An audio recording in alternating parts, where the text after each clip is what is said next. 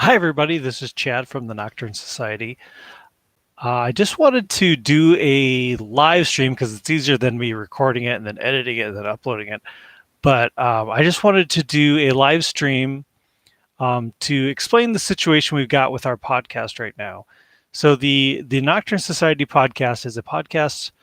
Well, I started it back in 2003, and we started the pod so I started the website in 2003. We started the podcast in like 2005, 2006, and it got pretty popular. It was I became asked to go on radio programs and stuff like that. So it got a little bit popular, and I took that popularity, made kind of this podcast, and then I've still got those recordings from 2005 and 2006.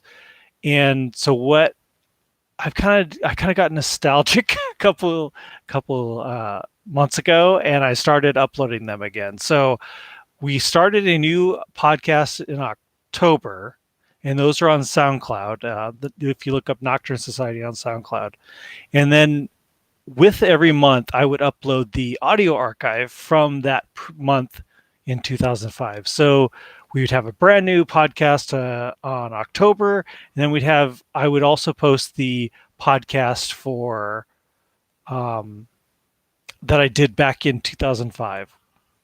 So that filled up our SoundCloud account really fast because I don't know if you know about SoundCloud, but they have, I think it's 800 megs or something like that for free, and then you have to start paying. So we've done October, and then a November audio archive, and then December, or no audio archive in November, and then we did a December one. So that filled up our SoundCloud, like, because our shows are about an hour and a hour or a half hour long. So you know it's a pretty big file and it goes quickly. So the options I have now are to delete the old ones, which I don't want to do. I don't really want to delete them. And because the whole point of it is to have them up for people to listen to, or to pay for a subscription service. So if you pay for the SoundCloud, you get more space. I don't believe it is unlimited unless you, I think there might be an unlimited amount that's much higher amount per month. I thought to myself, if I'm going to pay for podcast space, then I might as well do it on something popular like iTunes or Spotify or something like that.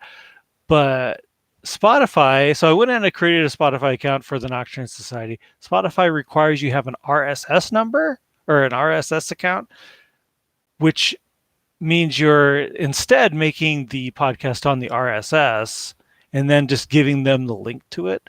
So you have to pay for that, and then you have to pay for the RSS. So you have Spotify and RSS. So that kind of boosts the amount too. Now, the other option is, of course, here we are on YouTube. YouTube is free. But the problem I am seeing with our YouTube account is I've started posting some of the audio stuff. I posted a while back, and it just doesn't get any traffic. And I think it's because YouTube when someone goes on YouTube and they look at a video, they expect to see video. They don't expect to see audio. Now, I put a looping picture there, but really it's meant to be listened to, not watched. And I think that's kind of killing it. So, I mean, I'm fairly new to podcasts and modern podcasts. Um, so I'm really not sure what to do. I'm kind of at a loss right now. Our account is full for SoundCloud. I don't know that SoundCloud is worth paying full subscription for because I don't think it gets the highest traffic, something like Spotify or iTunes. So I'm at a little bit of a loss, and I wouldn't mind if people would give me their opinions. What do they listen to when it comes to paranormal podcasts, if they listen to them at all? Um, the other thing I just wanted to share was a little bit of something cool. Um, as you know, if you go to our blog or listen to the audio archives or listen to the new podcasts, I'm a bit of a skeptic when it comes to paranormal. I don't dive right in because I've found a lot of people who are into it are like hardcore into it, in that any little bump in their house is a ghost, any little creak is something paranormal. And I'm not that way. I'm let's eliminate all possibilities before we go to that. It's this old saying I heard once that was really good. It's like, if you hear hoof beats in the distance, don't expect to see unicorns. And that's the truth. Expect to see a horse because that's real. We know it's there. And that's the way I kind of approach the whole paranormal thing. Um, so I do it with a skepticism, but I still have that feeling that I really hope something's there. I just haven't gotten anything to really prove it to me yet. Um, so with that, I wanted to just mention this thing that over the holiday break, I'm here in Toronto. I'm an American. Due to my work situation, I moved to Toronto, Canada. Been here since about 2011, and every year I drive back for the holidays to the States. And so I drove back and stayed with my daughter, who has a house in Iowa. It was a house they rented. And when I walked in, the house is very old, really, really old.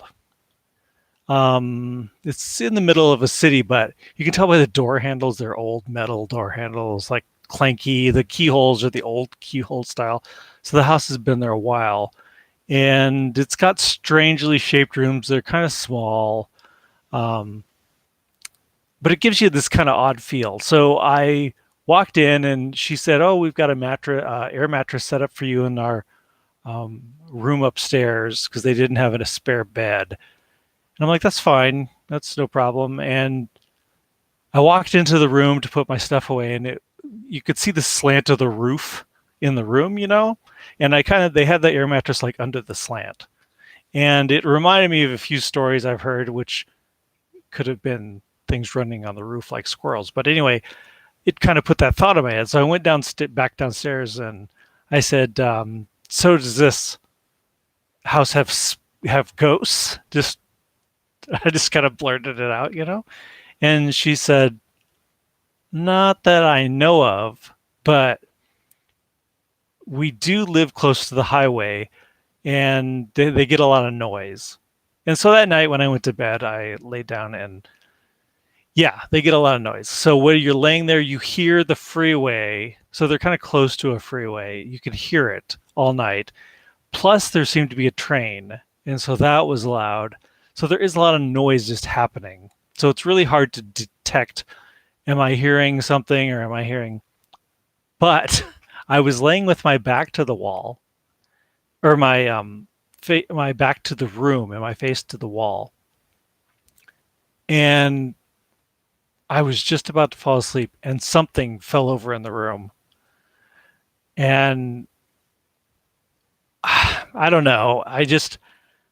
It gave me the kind of the creeps, a little bit, kind of just, And I just decided I'm not going to turn around. And, I guess in a way, I'm not going to turn around and give something power that, "Oh, I've noticed it and you startled me." So I just kept my back. And it sounded like I heard more shuffling, but then I just went to sleep, and I was like, okay, whatever. And so the next morning I explained this. I said, "Something fell over in the room last night, and I got up this morning and I didn't even see what it was. There didn't seem to be anything on the floor." And she said, their bedroom is actually down on the first floor. So I was upstairs by myself. And she said, "Yeah, we sleep in our bed and we just hear what sounds like footsteps all night long in that room, in the room next to me." And I was like, "Oh, that's good. That's good to know." And so she said, "Yeah, but it's really always, hard to tell because it's the highway noise, but it sounds like footsteps all night." So I went, and the next night I purposely listened. Now her boyfriend kept the room next to me, the door closed. I don't go poke around their house. If they want to keep the door closed, I'm not going to poke around. So I was trying to listen, and yeah, I agree. I heard what sounds like footsteps in that room while I was laying there. So I agreed. It did sound like that. But, again, going back to my logic and how I don't always jump to the conclusion it's a ghost, that is a very old house. It had obviously been there a long time, and we had in the Midwest, we had a strangely warm Christmas, and I think the temperature fluctuations can cause a lot of noise in a home, and plus a home of that age. So anyway, um, that was the big news going down there. Now I sat and had a conversation with my brother. I was planning on recording him for the next podcast because he's had some. His mind is made up. He knows that there's something there in his mind because he's had some experiences that, if what he says is true, there really isn't a logical explanation for it. Now, I was going to record him and I wanted to share his stories with everybody on a podcast, which now I can't post. But we sat and talked about it because I didn't really have a good way to record it. I'd rather do it through the mic and have him call in, and that's much clearer and it has a better audio than me trying to record it with my phone. So I'm still going to do that at some point, but like I'm saying right now, the whole point of this podcast, this video, was just to say my situation right now is I don't know where to put the podcast, and so that's where I'm kind of stuck. I'm hoping for January I can get him to call in and we can do it, but I need to figure out what to do with this podcast. So if you're out there and you are really keen, savvy on podcasting, and because I'm not. I used to, back in 2005, 2006, when I would do the audio program, I work in I don't like to say where I work, but I work in the game development industry. So we would use the audio studio that we use for recording sounds, and then I would just take that file and bring it home and put it on my website because podcasts weren't really a thing then. So at least not that popular of a thing. So anyway, that's my dilemma right now. I'm recording here in my home and editing the podcast here. I've got, Pro Tools, all that good stuff. And I don't know where to put it all. So that's kind of the bummer. Now that we filled up SoundCloud, I'm not sure what to do. So if you have any suggestions, please leave them in the comments. Or you can go check out the SoundCloud podcasts and leave comments there. We've also got Twitter, we've got our blog, and Facebook. Actually, we got Facebook too. Let's see. I think that's all I've got. Yeah. Of course, I got an email. So anyway, we're looking for a solution. If you listen to the podcast and it sounds like something you want to hear more of and you have a suggestion for me, please let me know. So I would let's see, we're at about 13 minutes. This was kind of nice recording here on YouTube Live. Maybe that's an option. Maybe I could have them call in. We could do a live show. I don't know if I can.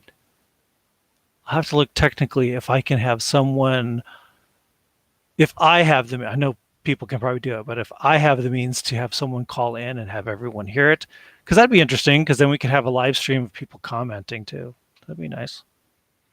So yeah, I personally have had some cool experiences. I mentioned them in the podcast. Again, I'm not 100% on board, but I'm really hopeful that someday I'll have an experience that is without a question something, but I'm still on the fence.